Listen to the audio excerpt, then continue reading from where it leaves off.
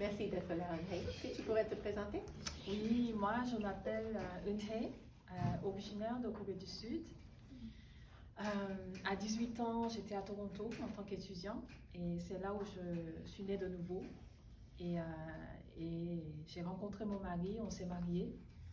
Et ça fait 20 ans, plus de 20 ans que je suis une femme mariée. Et ça fait 2 ans, on est venu au Québec en tant que missionnaire grâce à la Mission Québec.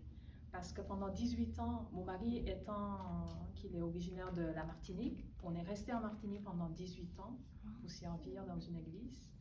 Et ensuite, on a reçu vraiment l'appel de changer le pays, être utile ailleurs. Et vraiment, Dieu a ouvert la porte et on est ici depuis 2 ans.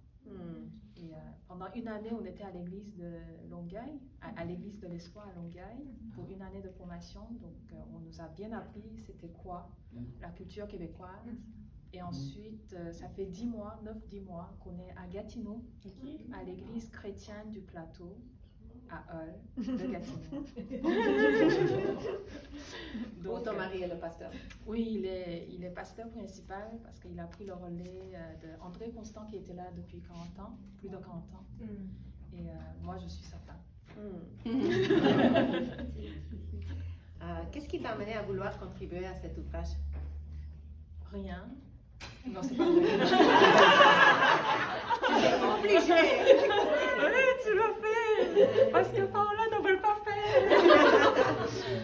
Alors, au départ, quand Andy m'a demandé est-ce que tu veux témoigner sur comment tu as vécu ton infertilité, la première chose, c'était vraiment, pour être honnête, c'était la peur, ma limite.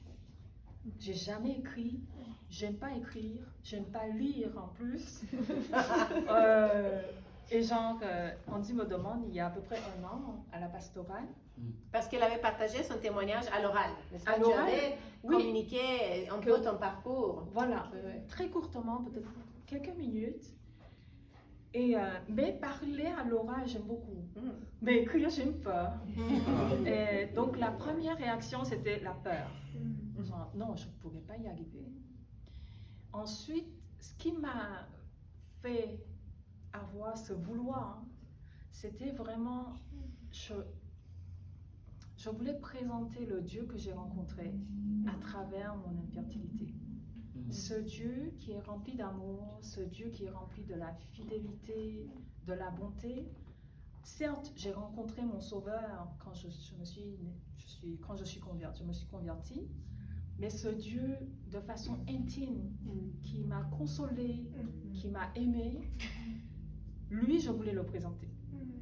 Donc voilà ce qui m'a fait vouloir l'écrire quand même. Dieu merci. Merci Seigneur. Si tu pouvais résumer ton parcours à travers cette souffrance dans 3 mots, qu'est-ce qu'il serait? Oui, c'est Rachel qui a roulé. Donc, Rachel, enfin, c'est Valérie qui a volé. On est une gang de voleurs. Oui, voilà, vous êtes voleurs. En 3 mots, je suis aimée. Pourquoi? Parce que au début de ma vie chrétienne, souvent on pense que oui, Seigneur, j'ai faim, tu m'as donné de l'argent, tu m'aimes. J'ai pas d'enfants, quand tu me donnes des enfants, oh, je sens que tu m'aimes. On sent qu'on est tellement aimé par Dieu parce qu'on reçoit comme réponse. Mais quand il n'y a pas de réponse, qu'il y a de la déception mois après mois, année après année, et qu'il y a toujours la déception et désespoir, est-ce que je suis aimée? Et je pense qu'en 3 mots, à travers cette infertilité, cette épreuve d'infertilité, si je dois sortir 3 mots, oui, malgré tout, je suis aimée. Merveilleux. C'est ce que je retiens. Quel verset biblique t'a soutenu à travers ton épreuve? Mais justement, par rapport au fait que je suis aimée, donc voici le livre. Publication chrétienne est là, si vous voulez en acheter. Apparemment, il n'y en a plus. Hein. Si, il reste pour le lancement de livre. Ah, ok. Oui, je leur ai demandé de garder quelques copies. Ok, très bien. Moi, ça, c'est le premier verset que j'ai cité dans mon chapitre. Et tout le monde connaît. Le Romains 8, 38, 39. Car j'ai l'assurance que ni la mort, ni la vie, ni les anges, ni les dominations, ni les choses présentes, ni les choses à venir, ni les puissances, ni la hauteur, ni la profondeur, ni aucune autre créature, ni les enfants, ni le fait d'avoir des enfants, ni le fait de ne pas avoir des enfants, ne pourra nous séparer de l'amour de Dieu manifesté en Jésus-Christ, notre Sauveur. Et ça, c'était vraiment le verset qui m'a vraiment parlé, parce que quand vous vivez une certaine infertilité, les gens attendent tellement avec toi que tu aies des enfants. En plus, mon mari, il est quand même assez beau. Il est noir, assez grand, et il est quand même assez beau. Et je suis pas moche. Donc les gens attendent qu'on ait des enfants. Et les gens viennent avec plein d'idées que Dieu va te donner des enfants. Ou sinon, des fois, les gens disent franchement, bon, tu sais, t'as pas d'enfant, mais c'est pas grave, ça prend tellement de temps, et voilà, vous pouvez être fatigué, mais vivez votre vie. Ou sinon, carrément, mais pourquoi pas adopter un enfant? Enfin, les gens proposent des solutions. Je sais qu'au fond de leur cœur, c'est qu'ils nous aiment. Ils veulent qu'on soit heureux, mais en réalité, pour être honnête, ça ne nous console pas. Et je pense que parmi tous les conseils qu'on m'a donnés et tout ce qu'ils nous ont dit, la chose qui m'a consolée le plus dans ce moment, c'est que quand Dieu me dit « je t'aime quoi qu'il arrive » et qu'il n'y a rien, parce que mon amour dépend de ce que Christ a fait sur la croix, et à cause de mon fils, tu es aimé. Et cet effet-là ne change pas. Est-ce que malgré ton infertilité, tu vis ça? Et c'est pour ça, moi, j'ai cité ce verset-là, parce que c'est ce qui m'a vraiment aidé pendant tout ce temps. Merveilleux. Qu'est-ce que tu as appris en rédigeant ton chapitre? Alors, j'ai appris à être authentique. J'ai appris à être vulnérable. Parce qu'à l'oral, on peut choisir la partie qu'on veut. À l'oral, selon la réaction de la personne, cette partie-là, je vais skipper, genre pour parler autre chose. Mais à l'écrit, je suis obligée d'être complètement authentique et me laisser vulnérable du début jusqu'à la fin. Parce que là, je suis face à face, vis-à-vis de Dieu, je suis avec lui, mais face à face vis-à-vis de moi-même.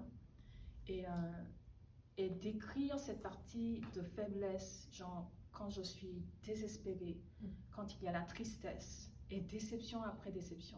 Toute cette partie qui n'est pas glorieuse, ça je peux cacher à l'oral. Parce que je peux te dire, oui, mais aujourd'hui, je suis aimée, j'ai la valeur. Mais à l'écrit, tu peux pas. Donc, en écrivant, je pense que j'ai appris encore d'être plus authentique et plus vulnérable. Et ce qui est bien, c'est que cette vulnérabilité, Dieu les transforme avec quelque chose de glorieux. Quelque chose qui est puissant, parce que la puissance de Dieu se manifeste à travers notre faiblesse. Donc, voilà. Excellent. Quel conseil donnerais-tu à quelqu'un qui veut apprendre à mieux donner son témoignage pour témoigner Christ? Ouais, pour ça, je ne sais pas si vous êtes comme moi. Moi, en tout cas, quand j'ai commencé le chapitre, j'ai écrit tout ce qui venait dans mon esprit. Genre, comme une carte mentale, brainstorming, genre tu écris tout. Après, je pense que ce qui m'a aidé et que je peux vous donner comme conseil, moi je ne suis pas écrivain du tout, je déteste toujours, malgré le fait que j'ai écrit. Mais si je dois vous donner un conseil, fixez l'objectif dès le départ, gardez l'objectif au milieu et à la fin, vérifie si ton objectif est atteint.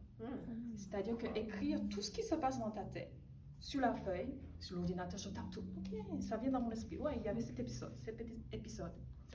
Mais quel est l'objectif? L'objectif, c'est que je veux amener ces personnes-là vers l'évangile.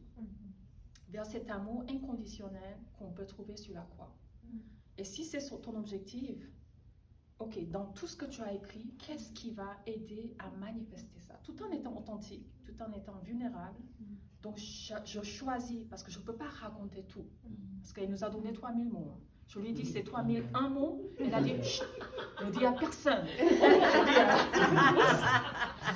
Et donc, du coup, on ne peut pas dire tout, mais en gardant l'objectif, je pense que ça me permet, en tout cas moi personnellement, de canaliser. Et toujours, en fait, et accomplir à la fin l'objectif que j'ai fixé devant Dieu. Ouais. Voilà. C'est très scientifique. Et elle est scientifique. Et tu enseignes la science, n'est-ce pas? Tu Oui, la enseignes- biologie. Oui, donc c'est une approche différente que les artistes. Oui, c'est pas Andy, je suis pas Andy. Elle n'a pas des chaussures, des trucs comme ça. J'ai dit, moi, je suis tellement, je l'admire vraiment. J'arrive pas. Est-ce qu'il y a des questions pour Anhei? Merci de ne pas avoir des questions.